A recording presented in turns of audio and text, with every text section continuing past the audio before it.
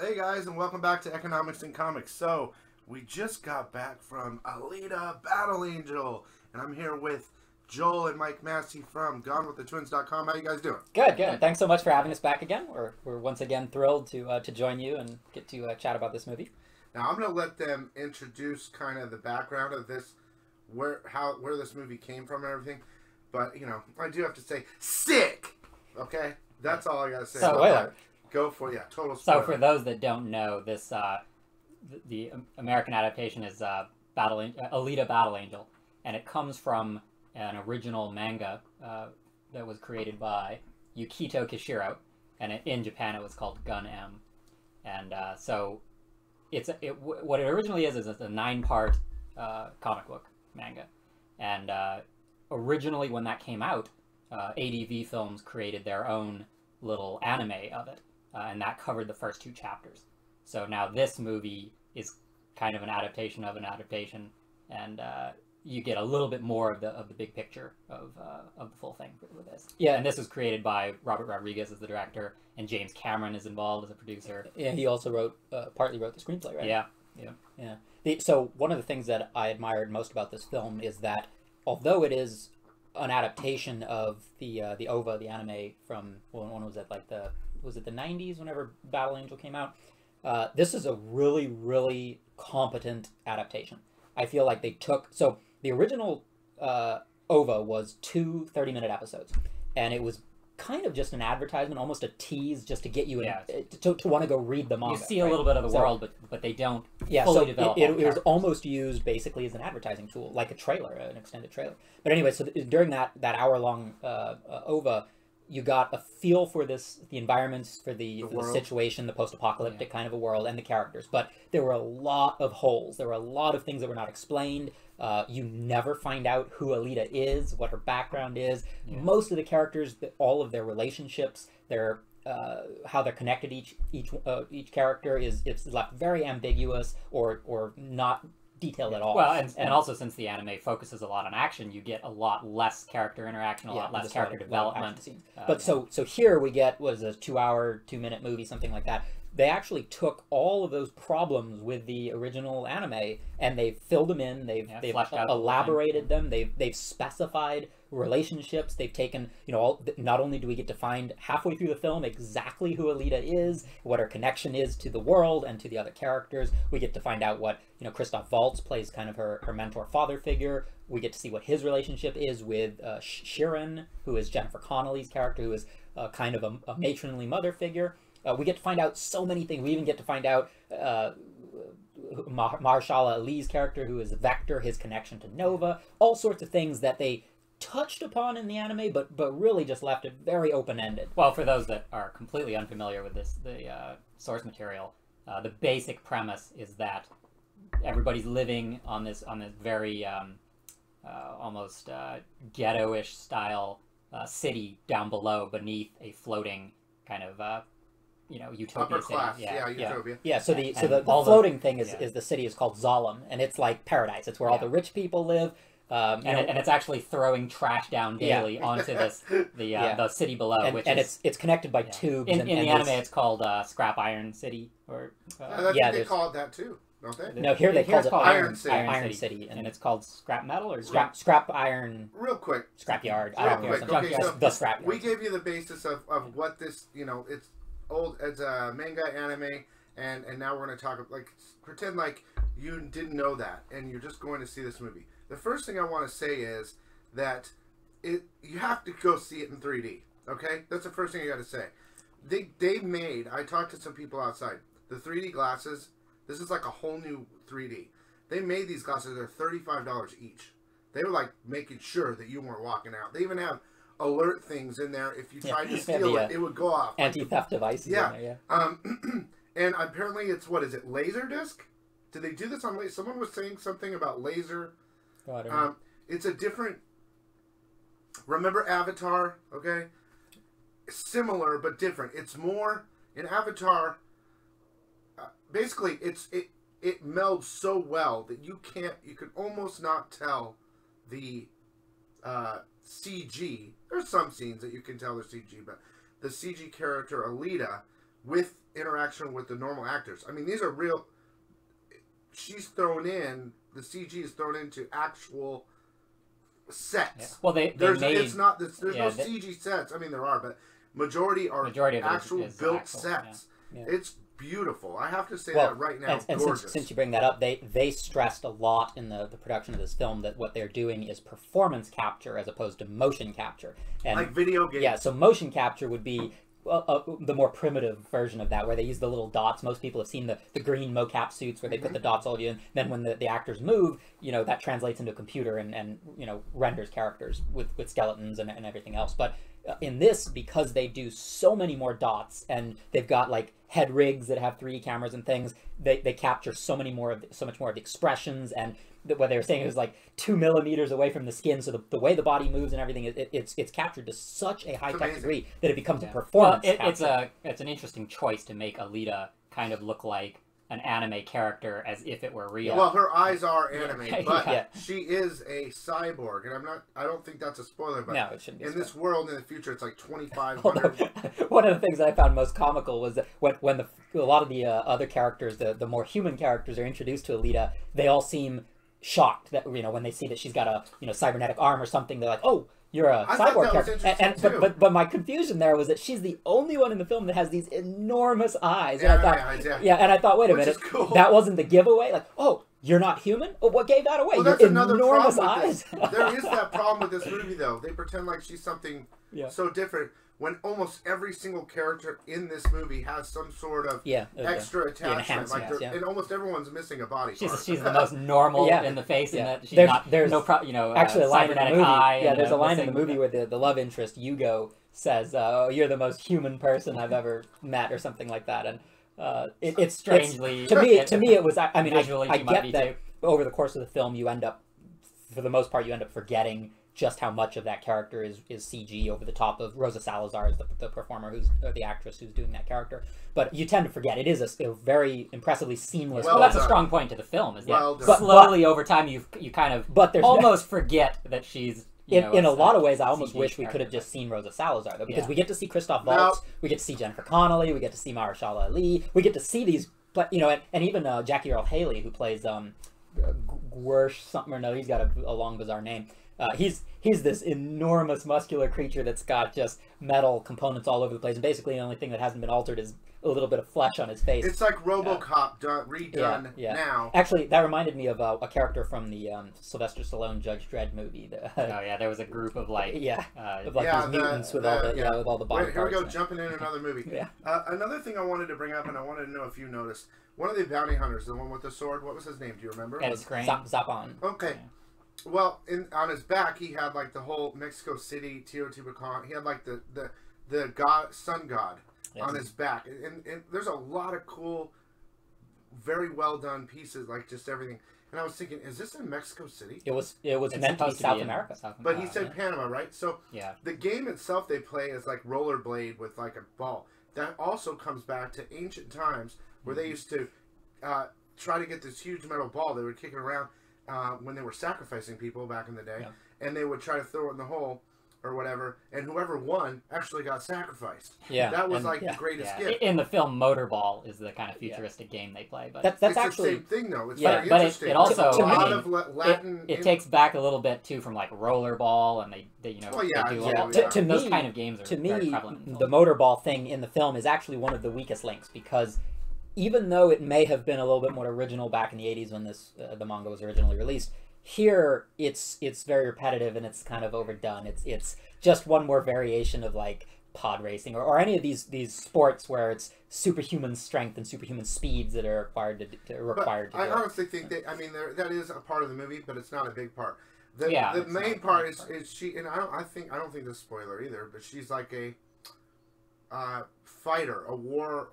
She's a battle angel. She becomes a hunter warrior, which is their version of bounty hunter. And I don't want to give any spoilers on that, but there's like what that has to do with the movie, because I want you guys to really see it. It's great, but in my mind, but the fight sequences are incredible. For me, I love kung fu. I love kung fu movies. I used to have a massive collection, and they've intertwined a bunch of different fighting styles into this movie, and they are very well done. I think they're incredible. It's very interesting to me that they have thrown that in there. There's a lot of fight scenes, a lot of just. Well, in this film, they create their own style of fighting called Panzerkunst, which is supposed to be zero-G martial arts. That was the reason for its existence. But they're not on a zero-G. No, certainly not. That was just the origination. There's portions of Kung Fu. I think there's, Lotus or something. I don't know. I can't remember. But there's different... Oh, yeah. Eagle something or another. It's Eagle Claw. Yeah. But there's other stuff. Believe me, I've seen it. There's a bunch of... There was kickboxing. And jiu-jitsu and all that. But... You know, to see her flying around and doing it, it brings that, well, like you said, manga, but comic feel, too. The fight sequences are quite impressive. Oh, however, one of the things that they can't seem to shy away from is the whole prepare to die that every single villain has to say right before they, try and take out the main character. And there's a little overdone on that. I don't remember them really saying prepare to die. Oh, there's like a string of where she's fighting there's a few three different villains in a row saying There's a few of the stalling variation tactics, of it. Yeah, I get it. Everybody's got to have like their catchphrase right before they go in for the kill, and that catchphrase creates enough of a pause to where people can collect themselves. And anyway, that's neither here nor there. That's kind of just inherent in a lot of the modern fight sequences. What's also interesting about this movie, and they brought it up at the end of the movie, there was a thing where everyone was talking and they were interviewing Cameron and Rodriguez and all that, is what they were saying that this movie's based 500 years from now. And it's not so far exaggerated 500 years where you're in space with these giant spaceships or whatever. The town, the set, it's still like old buildings that survived from a long time ago. Yeah. Technology has changed them. And there are some kind of technological stuff that's a little bit far-fetched. But they try to keep it grounded, Sure. with what would we be like now 500 years from now. And I think they did a good job. They didn't overdo it like Fifth Element where the buildings are so high, there's a cloud city. They didn't do that, and I like that a lot. Well, what I was going to mention was that this is unlike Star Wars, where everything takes place in space, because that's so far in the future, or technically in the past. But very, very futuristic. It's more like Blade Runner, where it's still Earthbound, and you've got this, post-apocalyptic kind of this decay and deterioration of things, but there's a bit of advanced technology. There's also a lot of things.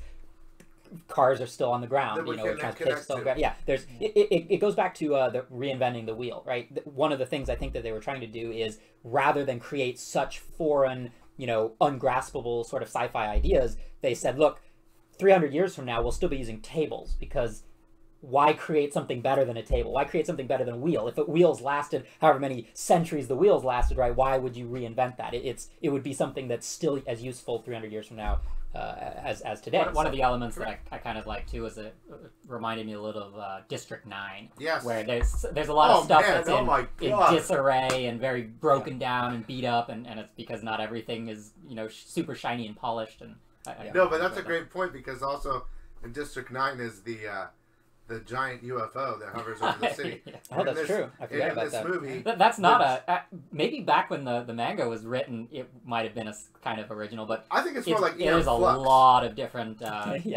films, and even if anybody's ever played Final Fantasy 13, they have that exact same situation where you've got the the poor people on the ground and the super rich people up in the sky. It's kind of a typical, I don't want to say generic, but it's kind of a typical way to separate the lower class from the upper class. One is a film that came out. I know you're going to say Elysium. I know you're going to say it. I was about to say it.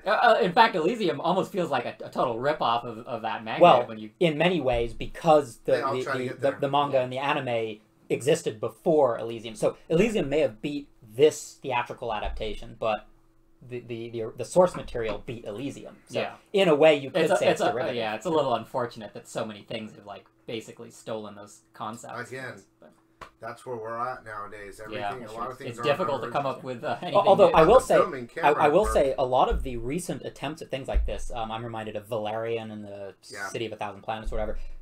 Even Ready Player One, I thought those were close. I thought they were very inferior versions of what they were trying to do. I think this one was far more effective. It was to me, it was a very well done adaptation. The problem with Ready Player One is probably the closest thing of recent times, but one of the big problems with that film is that the whole world that they've created is CG, and it feels that way. It feels very fake. Whereas this film, they're trying everything they can to make it Well, feel Bill real. They put you in the world. Bill mentioned Aeon Flux. I'd also mention Ghost in the Shell, which is a recent adaptation, and that one was terrible for a great many reasons. But the character herself. Well, sure, but one of the reasons that movie failed was because none of it was convincing. You didn't believe in the characters, you didn't believe in the environments, you didn't believe in the situations that they were creating. Here, there's a lot more that's relatable. It's a lot more grounded in a reality that we can kind of buy into. Part of me, though, I think I'm a little biased in that I am familiar with the anime. And so knowing the source material, I think changes your opinion a little every bit. action and every character that gets introduced, like Mahershala Ali, I thought was perfect casting choice, because if you've seen the anime and you've seen what that character Vector looks like and the way he acts, Mahershala Ali is just great in that role. Christoph Waltz, I thought was a great casting choice. That's a great choice too. But he even looks a little bit like they drew him in the well, and there's certain lines that they take directly from, presumably, that went from the manga to the anime and into this. They're keeping with, and a lot of the character designs and defense mechanisms and technology have translated all the way. For Bill, since you aren't familiar with the source material, world-wise and storytelling-wise, were you left with a lot of questions? I think it boils down to the story. How did that story?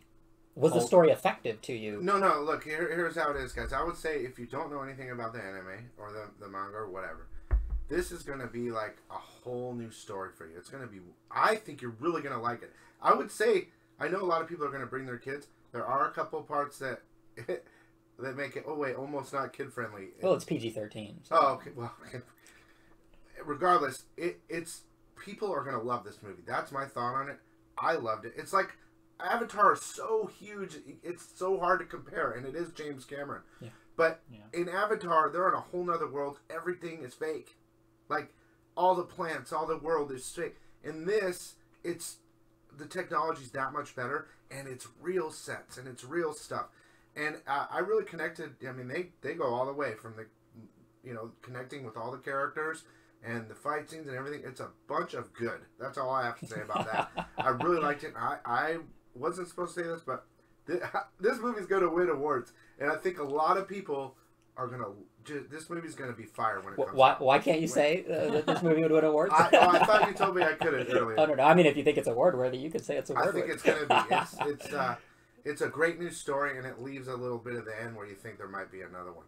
Yeah, I think obviously, especially because again, this is an adaptation of pieces of the manga as the anime was.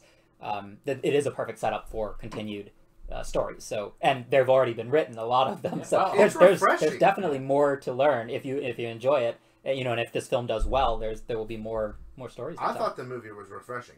I mean, I know there's a lot of movies that are very similar, but I hope that more manga anime come to screen and are like that. The way he did this movie, Rodriguez, and of course you can tell that Cameron had his little fingers in there. It's hard to say how much is Cameron and how much is Rodriguez, right? You definitely get a kind of an Avatar vibe. Yeah. But I'm happy Rodriguez took on this challenge. I think this is a big one for him, for sure. Yeah. You guys won't give your number. But we can't give away all of our secrets. I'm going to give it a 9 out of 10 because I loved it. I'm used to you being a tough critic. I'm trying to, but this is something refreshing to me.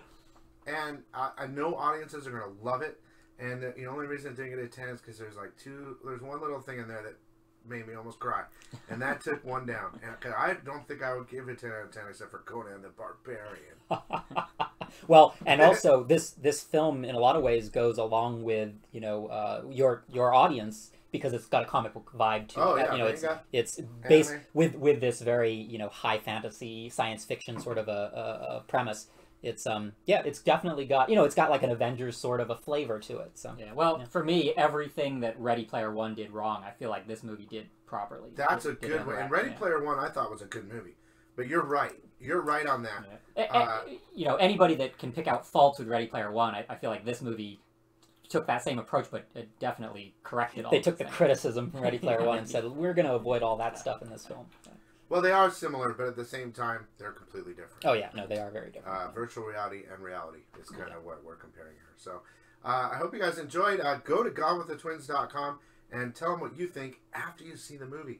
Read the review. It won't be too big of a spoiler. I don't know. The reviews might be a little... Oh, no, we don't do any spoilers. I'll just tell you the whole story in writing.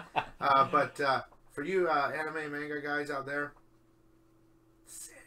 And for me, I loved it. I really loved it. If I can get a T-shirt or some sort of toy or something, I'm going to buy it. It did it for me. So good. Well, hey, thanks so much for having us back. Thanks for taking me. And we'll see you next time. And another movie here would come, but I guess there are good movies in January. And but this is a February release. This is a February movie. Hey, well, yeah, you're right. But I loved it, and definitely you have to see it in 3D. It was made for that with these new glasses. Thanks so much, and we'll see you next time.